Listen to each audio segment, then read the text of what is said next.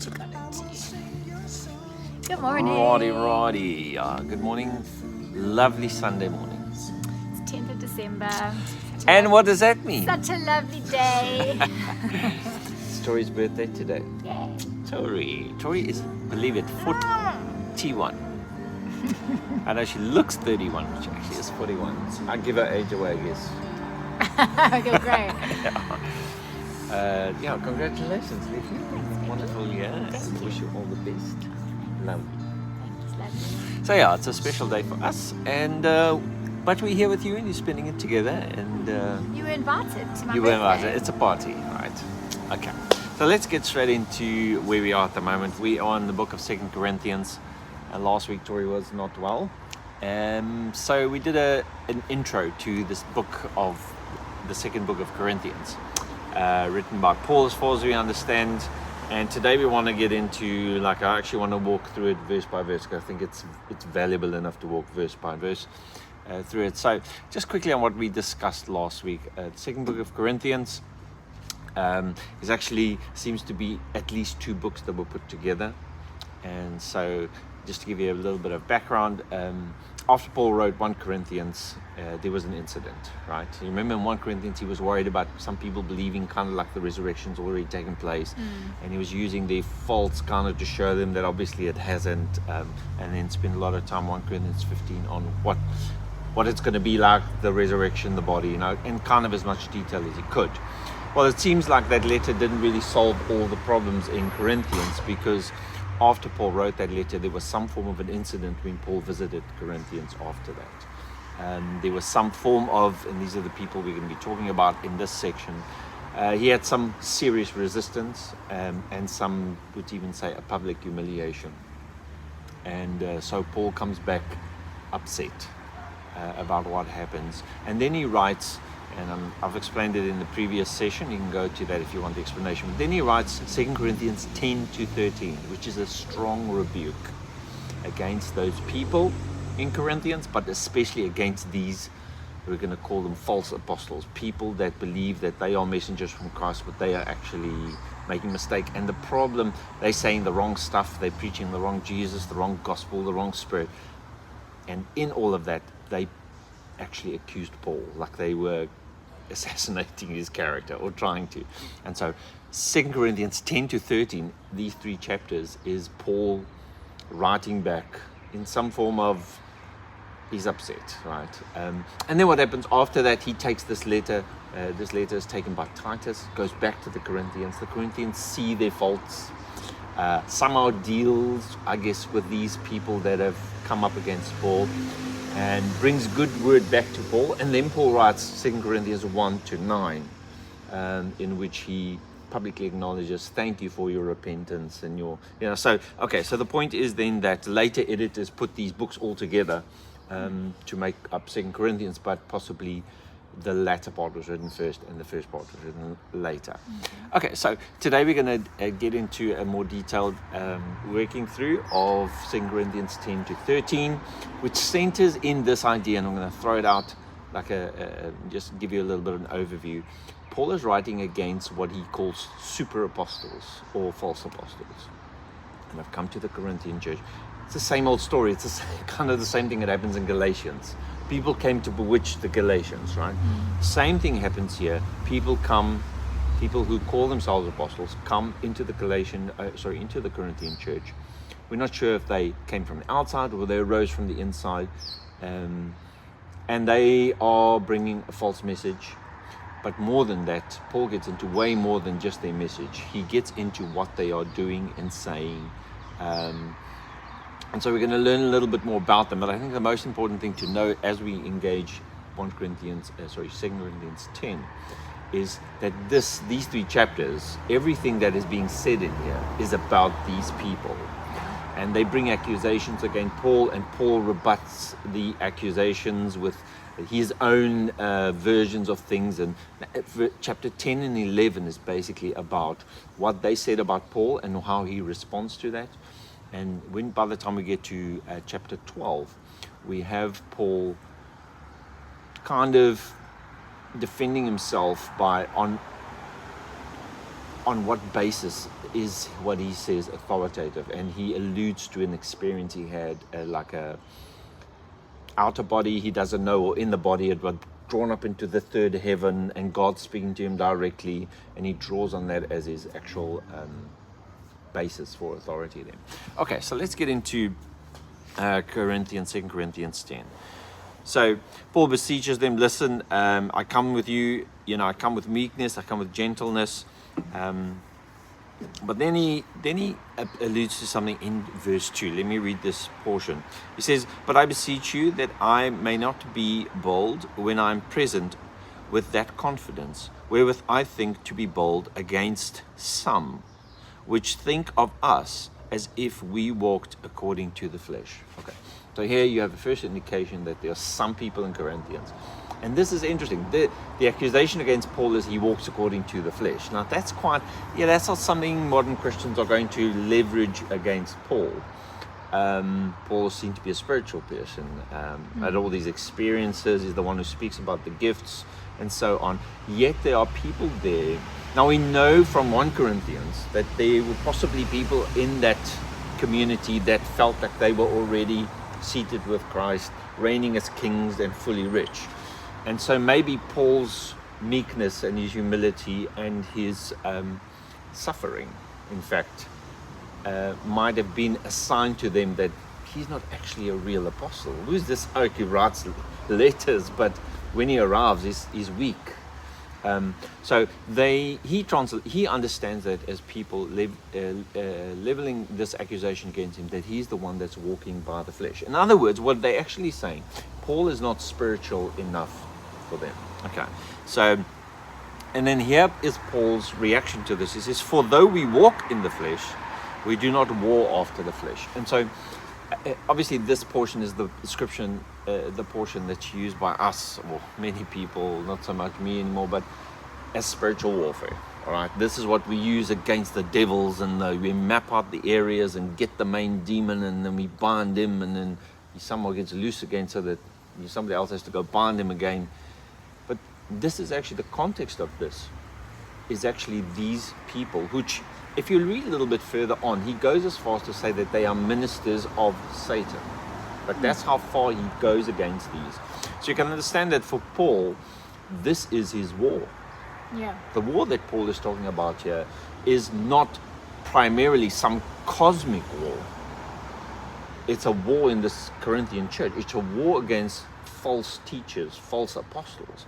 So listen to the explanation of his weapons, because he's saying, although I look like I walk after the flesh, I actually don't war after the flesh. Okay, so what war is going on, Paul? Who are you fighting? So he says, for our weapons, the weapons of our warfare are not fleshly, but they are mighty through God to the pulling down of strongholds. Okay, so they're going to pull down things that have been settled or established. Casting down imaginations and every high thing that exalts itself against the knowledge of God. So number one, Paul here is leveraging this against imagination and knowledge that is not according to God. And that's exactly what we have in this situation, this scenario here, is we have people within or influencing the Corinthian church who has a different imagination about Jesus, the gospel, and the Spirit. We have people here who has different knowledge.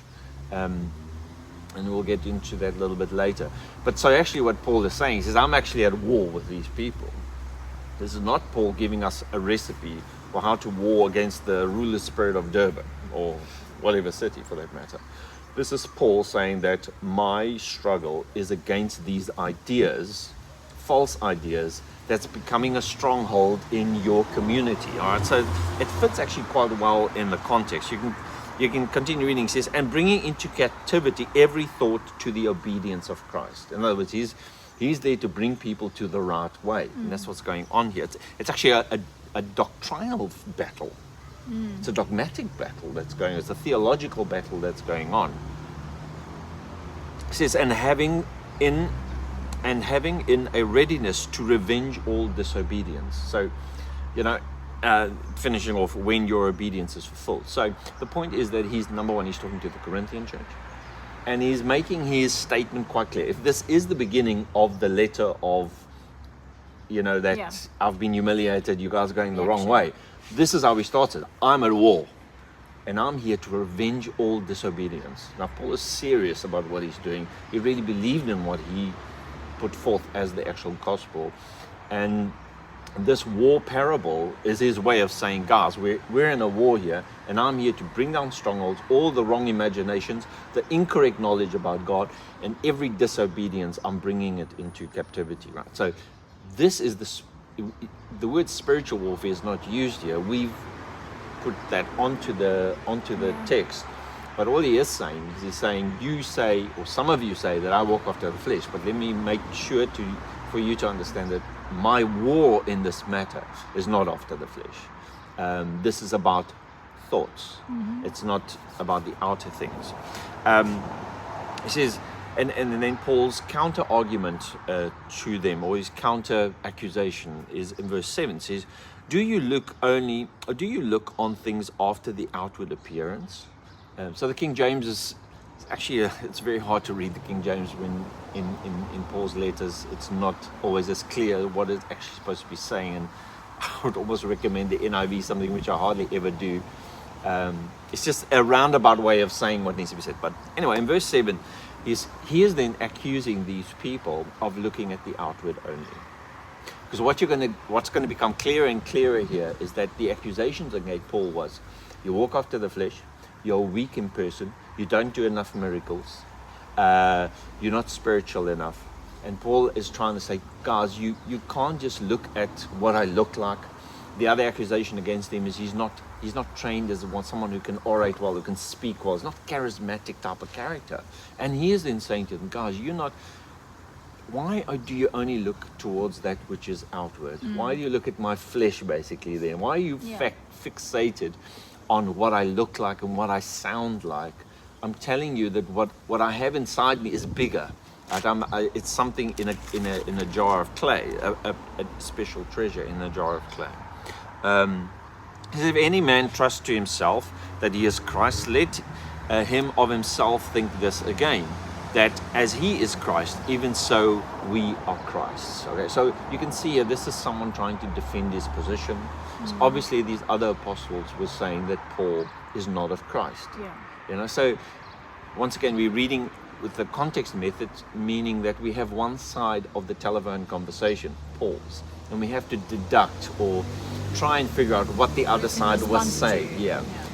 Or at least what Paul thought they were saying. We'll never really know what they actually meant and actually said, but we can say that Paul felt that they looked at him and said, you're someone that walks by the flesh, you're not of Christ. So verse 8 says that, for though I should boast somewhat more of our authority, which the Lord has given us for edification and not for your destruction, I should not be ashamed, that I may not seem as if I would terrify you by letters. So he knows that these letters are heavy, right? And this is another thing which he's addressing, because the other side of the conversation, the some or they, look at what the next verse said. It says, they say, for his letters, they say, are weighty and powerful, but his bodily presence is weak. So this is something they were saying about Paul, that his letters are amazing. Paul can write really well, and we all know that. He was well educated, and his letters are great. Content. We're going to get there. Yeah. It is. But yeah, that's exactly what's going on. So these people were saying of Paul, "Oh, you write great letters, but when you came to visit, you really are very weak, aren't you? And then, as you say, his speech is contemptible. Like, he can't really speak that well. It carries no weight." So Paul has this problem that for him, and if you can look at from Paul's perspective, he has this treasure inside of himself, this experience that he's had. He feels like he carries the real gospel, but there are people in the Corinth church that are saying, hey, how can this be God? You're actually very weak in presence, and you can't even speak properly. You walk after the flesh.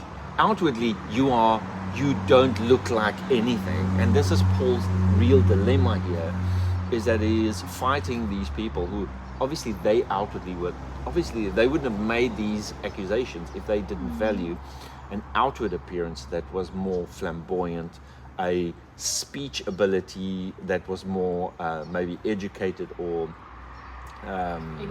eloquent.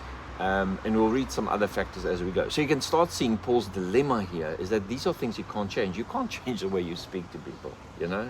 You can maybe today, in today's world, you can file it off a little bit, you can round it up and improve it slightly, but you are what you are, and Paul he wasn't this. So he says in verse 11, let such a one think this, that such as we are in word by letters, then when we are absent, such we will be also indeed when we are present. And Paul is kind of making a threat here that I am coming back because there's a mess. And the further you read, you'll realize that for Paul, the Corinth church was very close to his heart. It's his baby. He is the one that went out there and converted these people. And after he leaves, these other people come in or arose from there and starts not only giving them another gospel, they start saying bad things about Paul. They basically start to assassinate his character. And so he goes on to say, for we do not make ourselves of the number of those that compare themselves and commend themselves. So this is another stab at these people. They compare themselves with other people. They obviously, what they've done in essence, they've compared Paul to them. Yeah. And also they commend themselves. In other words, they put themselves forth as the ones, the sent ones, the apostles, etc. Verse 13 says, but we will not boast of things without or beyond our own measure, but according to the measure of the rule which God has distributed to us, a measure that reaches unto you. This word measure is the Greek word metron. It means your sphere of influence to some degree, but also including your gifting, your availability. So Paul is really, your abilities. So Paul is really saying to them that you are within my metron. I don't want you to forget that I came there and converted you. You are within my sphere of influence. I don't need to boast beyond my sphere of influence, but you are in my sphere and you are my responsibility, and I'm accountable for you. For we stretch not ourselves beyond our measure, as though we reach not unto you. For we have come as far as to you also in preaching the gospel of Christ, not boasting of things beyond our measure, that is, of other men's labors, but we have hope. And here's some transparency from Paul's side. We have hope that when your faith is increased, in other words, when you become strong and big and etc., we shall also become big by you according to the rule, or according to our rule, abundantly. So a couple of things you see here. Paul sees himself as over this church. He believed that as they strengthen, grow in numbers, grow in faith, that he will also be enlarged by that because he's been placed over them. So it's an honest, transparent expectation of some form of significance that comes to Paul as the Corinthian church changes, and he's just laying bare his expectations, of what he would see. And I think he sees this slipping from his hands as he's writing this. It says to preach the gospel in the regions beyond you, and not to boast in another man's line of things made ready to your hand. But he that glories, let him glory in the Lord. For not he that commend himself is approved, but those whom the Lord commends. This is again a stab at these other men who are commending themselves to the Corinthian church. There seems to be also a tradition that I read about from a professor of the New Testament, that some of the apostles that were sent out from the Jerusalem church kind of needed to have a recommendation from the Jerusalem church, and this is how they were accepted. And this could be what Paul is referring to, because the question we need to ask, and you'll see as we get into chapter 11 now, where he starts using words like super apostles, who are these people? Now some scholars debate this because it doesn't really say. It tells us, one of the things it does tell us about them is they were Hebrews, so they were Jews, right? And Paul accuses them of taking people back into bondage, kind of very similar to what we found in Galatians, which indicates for Paul, if bondage in Corinthians is the same as what it is in Galatians, it's a taking people back to the law and to have to do all the, especially for a Gentile church, so the Gentiles would need to be circumcised, they need to keep kosher laws, keep the Sabbath, etc. So there are a lot of theories out there about who these super apostles could have been, and we're going to read about them now, but I just want to throw this out there. Firstly, we need to realize that the early church was not as united as we want to believe. There were different types of churches going on, different types of Christians running. One of the factions of the church would possibly have been we know from 2nd century writing, the Jewish faction. Like, these were Christians who were Jewish Christians. They kept to the law. They basically continued Judaism, but with Jesus as Messiah. Now, Paul is a step out from that, because Paul is one who starts saying that Gentiles can leave the law behind. And Jewish Christians didn't like that. They wanted people to convert. Sometimes Paul would call them Judaizers, because they wanted Gentiles to be circumcised. And Paul is always sarcastic when he's dealing with these people.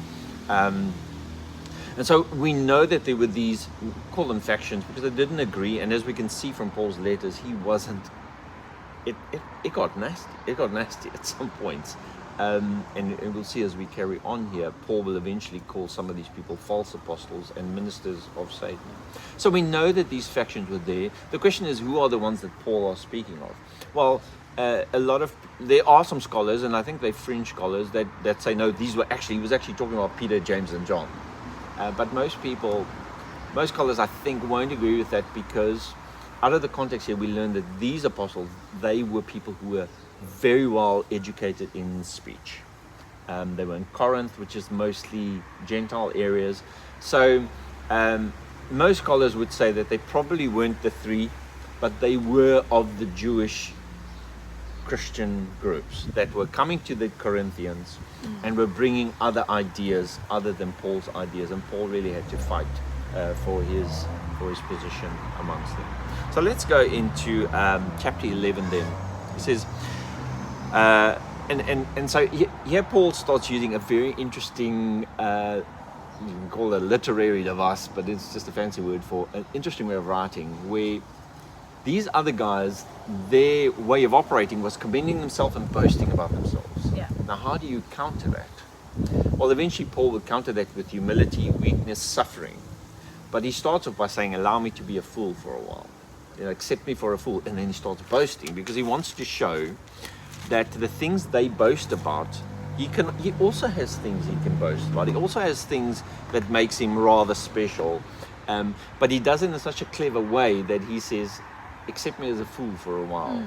So that they would know that boasting is foolish, but he's doing it as a kind of a little trick to prove a point. Okay, so that's why chapter 11 starts like this. Would to God ye could bear with me a little while in my folly, and indeed bear with me.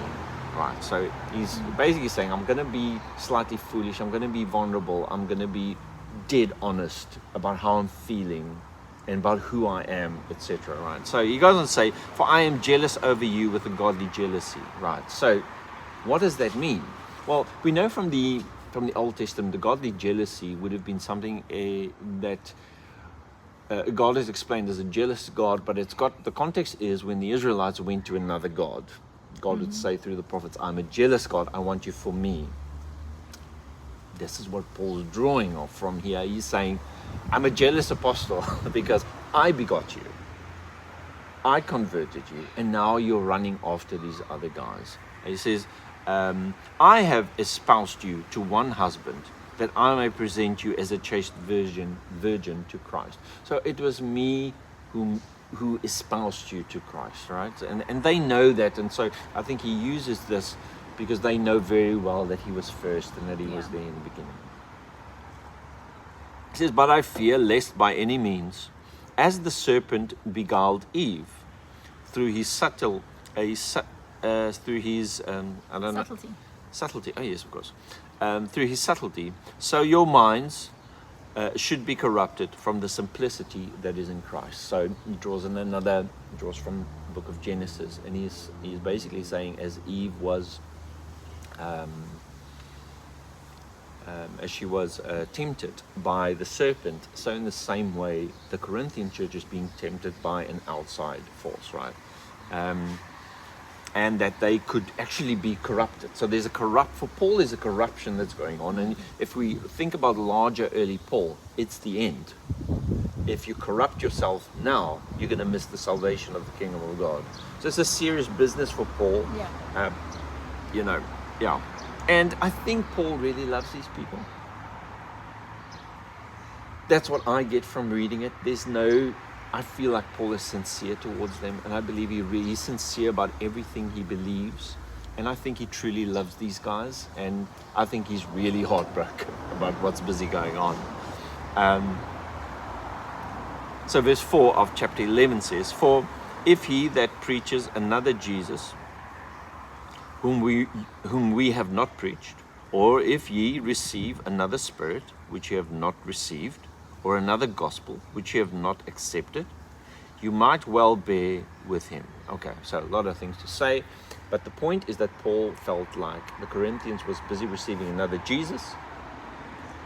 I go out on a limb here to say a lot, maybe a Jewish Jesus that's only for the Jews and that accepts everyone only inside of Judaism. Another gospel, which is the gospel that takes everybody back to the law. We know that from Galatians. Paul has a bit of a bone to pick with that. And another spirit. That's rather the whole package. In other words, they're receiving completely different package. And then we get this little famous portion here, which I think the King James Version doesn't do great justice to. And it starts like this in verse 5 of chapter 11. It says, "For I suppose I was not a whit behind the very chiefest apostles." Now, if you went and read for instance, the NIV and some of the other translations, it'll say, Paul basically, "I am not in one thing do I lack behind the super apostles." And most scholars believe that this is not a term of recognition, but a term of sarcasm. This is Paul at his very best sarcastic self, saying that I am not behind. Allow me to be a fool for a couple of minutes.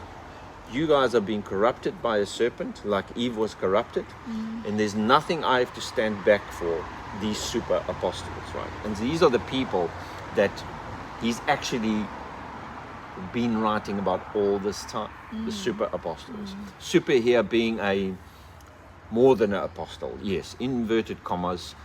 Later on, the title would become false apostle.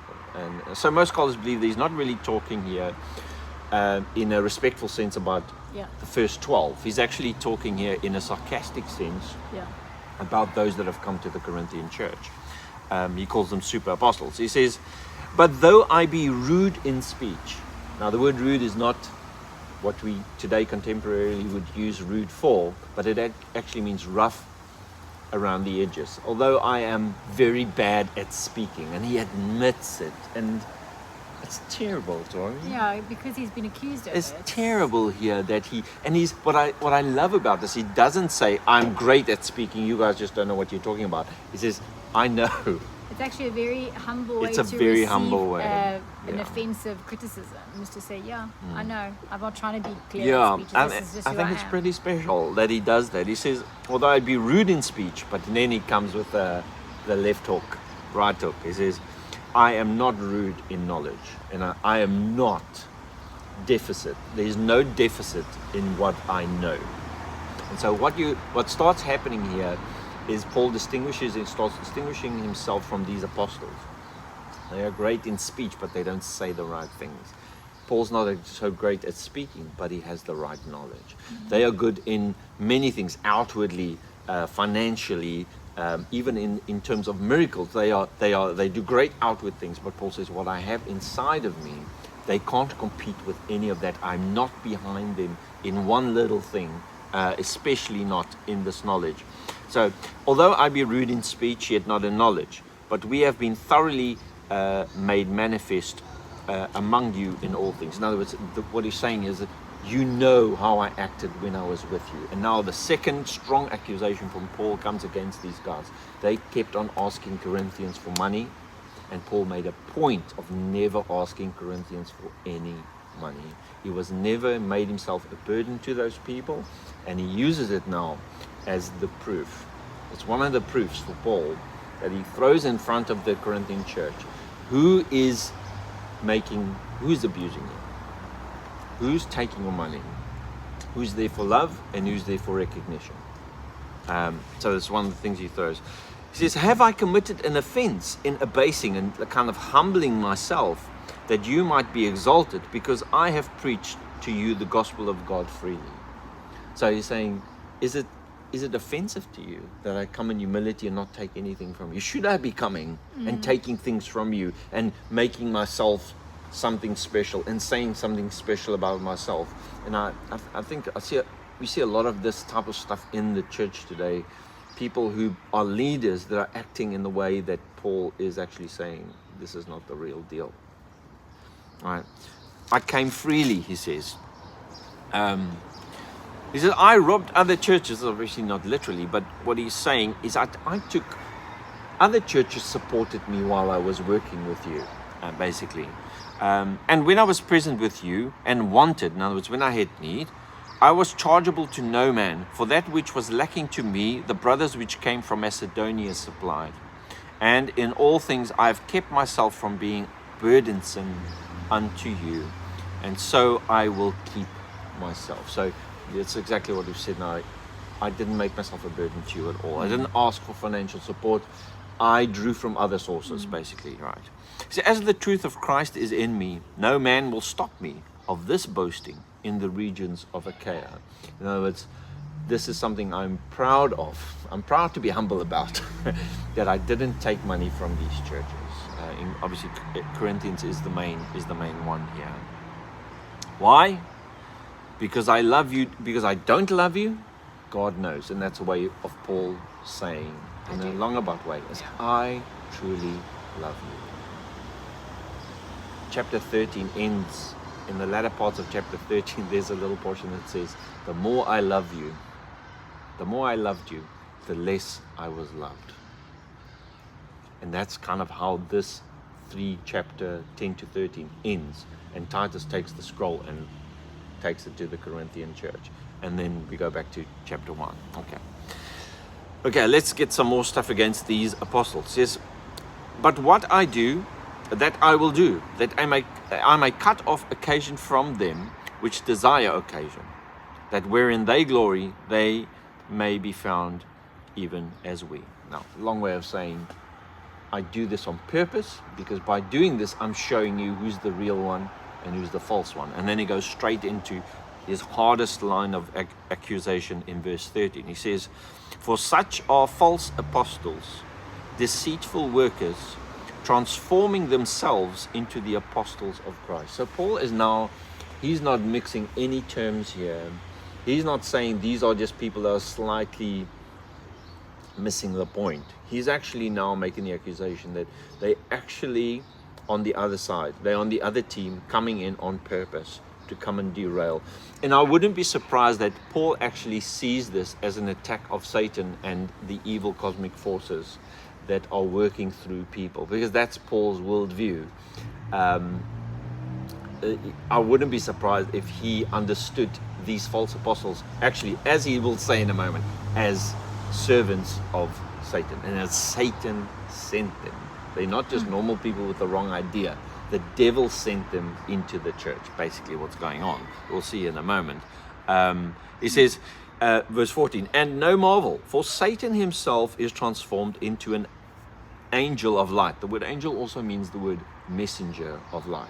Right? So basically saying that this is Satan's way of doing things. He comes with a pseudo false gospel, which is close enough to not be the real deal, but strong enough to take you off course. But he parades as an angel of light, and he now applies that. He says, because Satan works like that, let me tell you, these people are working in the same way. So verse 15 says, therefore, it is no great thing if his ministers, in other words, his servants, also be transformed as the ministers of righteousness, whose end shall be according to their works. So basically, Paul is drawing the conclusion here that these false apostles, super apostles, they actually are sent by Satan. They come as ministers of righteousness, but they're not. They masquerade as light, but they're really darkness.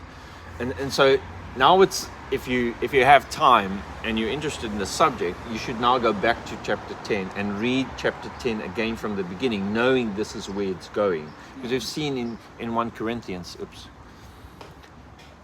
we've seen in 1 Corinthians that Paul has a method sometimes of writing, and then the point. And then you go back and you say, oh, that's what he was. The point, it'll be different. Yeah, he's actually leading you into the main point. If J2 is bombed out. Should we try on this one? Yeah. All right. Small little glitch there. What was I saying? You said because in Corinthians, and that's where you stopped talking, but I can't remember what you sorry. said before that. About the beginning leading up to the point. Okay. So it seems like here in this book, this 3-chapter book of really rebuke back to Corinthians, he is slowly saying, my warfare is like this. They say I'm of the flesh, but my warfare is not of the flesh. They say they look at the outward, but what I have inside. He slowly builds up to eventually saying, look, these guys, they're false. And they're leading you astray. They're corrupting you like the serpent corrupted Eve, giving you a false gospel, false Jesus. And it is just very alarming to see that a lot of Paul's writing is always fighting other Christians. Yeah. Because I'm sure that these people, and we know now, looking back into history, they were Jewish Christians. They believed Paul was an arch heretic because he was taking people away from the law. He wasn't allowing the Gentiles to become Jews so that they could be saved by the work of the Messiah. So although we have inherited one side of the story, there is another side of the story. And both believed they were right. These false teachers were not people in their own mind that were necessarily saying, let's go into the church and corrupt the church. No. That's not what was going on. They believed they were the authentic. And it's almost worse. yeah, like as far as I read history, from what I've read about the early church, the Jewish Christian probably was the first form of Christianity, and Paul was an add-on. Paul was a break-off from that. So although we have become our Pauline orthodoxy, developed out of Paul, there's another strain of Christianity that was there, that was later stamped out, that would have seen Paul as an enemy, and would have possibly said the same things about Paul that he is saying about them. Anyway, so right, I think we'll call it there, and because there's quite a large portion of chapter 11 still left, and then we'll deal with that from verse 16 next time. So what we've done in this chapter is to spend a little bit of time on these 3 chapters, which is a book Paul writes in response to this public humiliation incident that happened in Corinthians, where he was humiliated by, we'll call them now from now on, false apostles, that teaching another Jesus and another gospel, but also was taking Paul on his not being spiritual enough, him being weak in speech, and weak in presence. It's a terrible accusation to make against someone. It means it indicates to us that they were flamboyant, charismatic, well-spoken. We know that they were Jewish. We'll read about that as we go. We know that they were Jews, proper Jews, of the seed of Abraham, Hebrews. So they were probably, and it's pretty safe, I think, to assume that they were from the Christian Jewish faction of that time, and they were opposing the work of Paul. And it seems like wherever Paul went to work, Galatians, Corinthians, there were always these guys coming in and perverting, or according to Paul, perverting things. And we know from our New Testament that, for instance, in the book of Acts, we know that Paul was upset with Peter about some of these things. That when men came from James, Peter stopped eating with Gentiles, and Paul was very upset about that, because to him it meant they were going back. They were going back. So this tension between Jewish Christianity at large, if I could put it like that, and Pauline Christianity, it was definitely there. We know about it. We have it all over in our scriptures, and Pauline Christianity won the race at the end of the day. All right, I think we'll end it here today, and then we'll continue on next week. Thank you so much for being with us. I think next week will be our last broadcast. That'll be the 17th. It'll be our last one for this year, and then we'll start up again in January. I'll let you know next week when we'll start up again in January. Good. And then we have our course running at the end of January, Rediscovering the Beauty of the Gospels. I know some of you might think, we don't really need that, but you have never done a literary historical journey of the Gospels. If you've never done that, you need this in your life. All right, have a good Sunday. Cheers. See you next week.